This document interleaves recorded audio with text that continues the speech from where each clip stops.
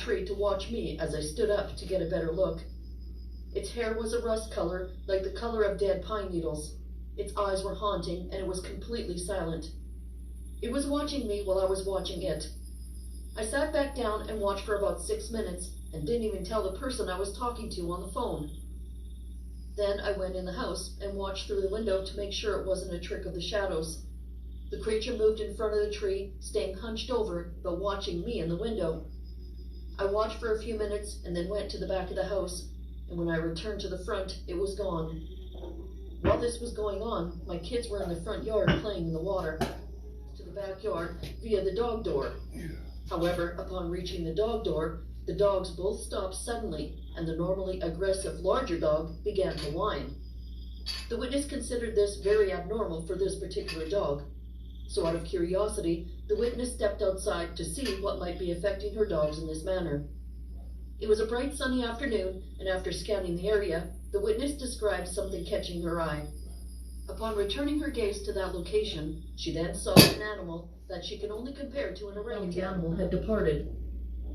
After getting off the phone with her sister-in-law, the witness immediately called her husband to discuss the experience. He returned home shortly thereafter, and they both went to the tree from which the animal was standing behind. It was obvious, based on the flattened grass and knapweed, that something large had been standing in that exact location. In the time that has passed since this event, the witness and her family have had no similar incidents to report. Note: when asked about any unusual sounds in the area, the witness did describe one such event. She described a scream they heard in the spring of 2004. It sounded garbled and reminded her of a young mountain lion screaming. However, the sound... 2 friends and I were backpacking in the summer of '93.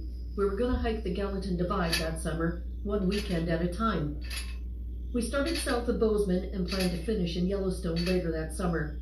This was our 3rd weekend, and it being a Sunday, we were hiking out to our car, which was parked at the Portal Creek access. It was getting late in the day, and it looked like some weather was rolling in. We were coming down the west side of Windy Pass, so we decided to double time it so we weren't exposed. We got out of there in a hurry. We didn't tell too many people about this when we got back to town, but we did return back to Portal Creek access the next weekend to start our hike again. And I've been back to that area several times since, just out of curiosity, and I've never heard or seen anything unusual. This occurred January 13th, 2007 in Bighorn County, Montana. Hi, my name is JG. I was driving for Express Shuttle. My job was to deliver railroaders to their train, or to move crews from one train to the other. A few months ago, I saw something that just wasn't right. No crew in the van because I'd been told walking down the right side of the road. He thought it was a person at first, then noticed the long hair all over its body as it was crossing the road. The animal then stopped with its back to the vehicle. The hair was 8 to 12 inches long and swayed as the animal turned and stopped. The distance to the animal at this point was between 10 and 12 feet away. The animal looked as if it was bent over while walking. Arms hung straight down and were very long past the knees. The hands were visible and balled into fists. The legs were long, thin, and gangly. Shoulders were very wide, like a football player's with pads on. The elk hunt. He had a couple of hours of daylight left and decided to do some scouting in the area. He was on his way back to his base camp, cutting through some deep timber. He had just made the trail. His horse was very tired from all the activity of the day. There was a slight breeze hitting him in the face, putting him downwind of any animal that he would be approaching. His horse started to act up, and from past experiences with his horse, he knew it was behavior indicating the possibility of a bear or moose in the area. He continued on down the trail, and shortly after, his horse looked left. The witness turned, looking in the direction the horse was focused on. There was a downed pine tree with the roots exposed, creating a large root ball before we made it home. Most of the day was gone, and the evening sun was warming our backs as we made our way home. As we approached the trailhead, my cousin's horse was reluctant and fought the bridle bit for a while. We thought it was just because of it being green broke. But once inside the brush a good ways, our horses started stepping very softly and snorting once in a while, as if something didn't agree with their sense of smell. I could see the opening of the trail, and it would also be the end of the trail. One of my cousins was just about to say something, and our horses began jumping in different directions, like they would stand upright and run like the creature we saw. He only passed in front of us about 40 feet as we were heading south. Both of us saw it plain as day. No doubt in our mind we saw a Sasquatch. The river was next to the road and no place to pull the big rig over. Mr. and Mrs. Thornton were interviewed by telephone, and the following information can be added to their report. Mr. Thornton saw the figure immediately, 5 to 7 feet off the roadside to the left, as it came off the mountainside slope and out of the trees and brush cover at what he described as a full sprint, and added that a human could not run that fast. He also mentioned a very large swinging motion to his long arms, which were bent at the elbows. It's in Central America. I think you're going to find this interesting. I was born to a large family in Costa Rica in 1971. Back then, it was still a very rural and remote place to live, and there were no main roads, and farmers were still breaking into the jungle using hand tools and farm animals. And my playmates were all of my brothers and sisters, mainly sisters, and many cousins. We were a large group of kids running through my grandparents' farm barefoot, looking for our next big adventure in the new. The kids carried machetes for protection, and the rifle was reserved for my grandfather or one of my uncles. One morning, my cousin Raul fell off his horse while gathering the cattle for milking.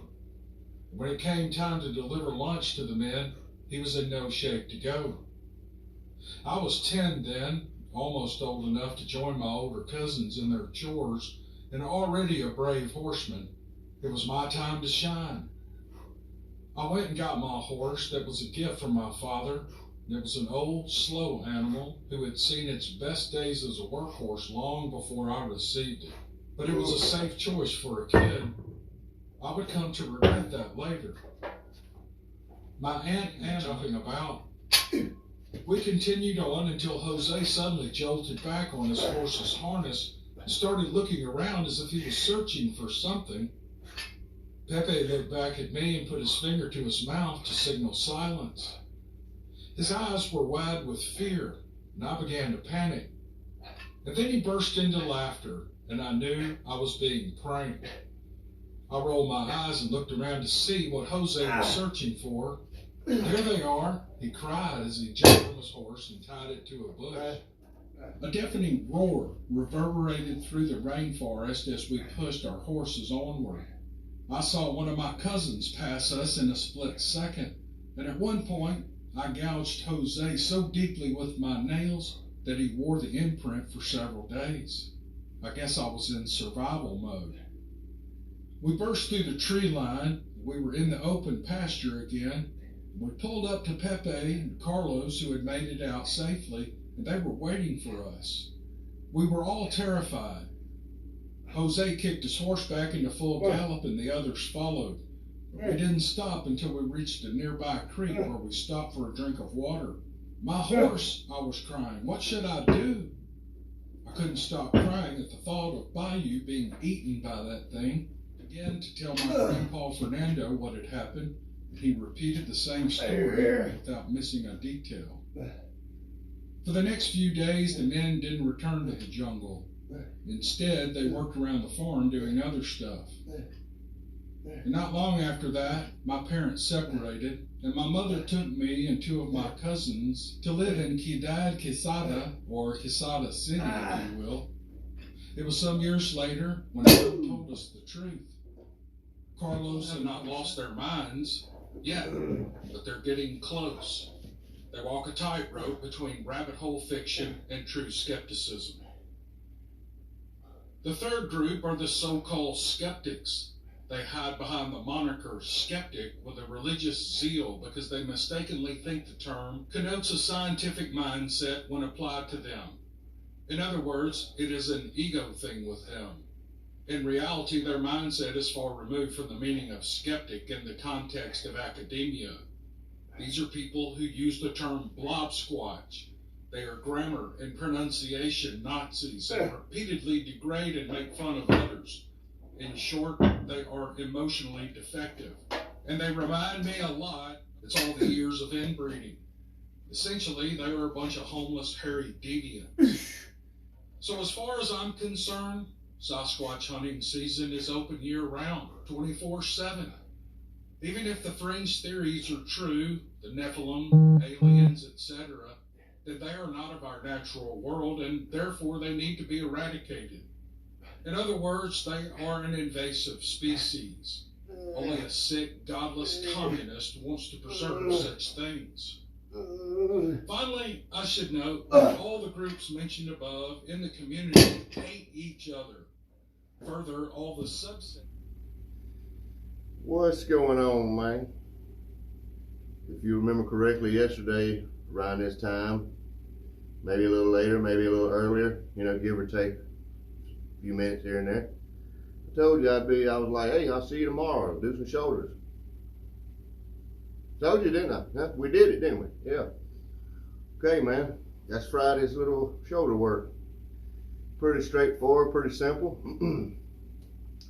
but still feels like it was very effective, Feel like I got a good shoulder work, a good shoulder pump, Pretty decent work, what have you. It's 4 exercises, lateral raises and military presses on the front, and then some side laterals or some front raises and military presses behind the back, all focused at the shoulders, right? Because you want to have that nice little bubble, nice little mound of meat right there on you, make you look big. But that's it, man. Tomorrow's Saturday. We'll be at the secret location, so I won't see you. Perhaps I'll see you Sunday. I'm gonna try to come out here and do some flat bench. So till then, y'all take it easy.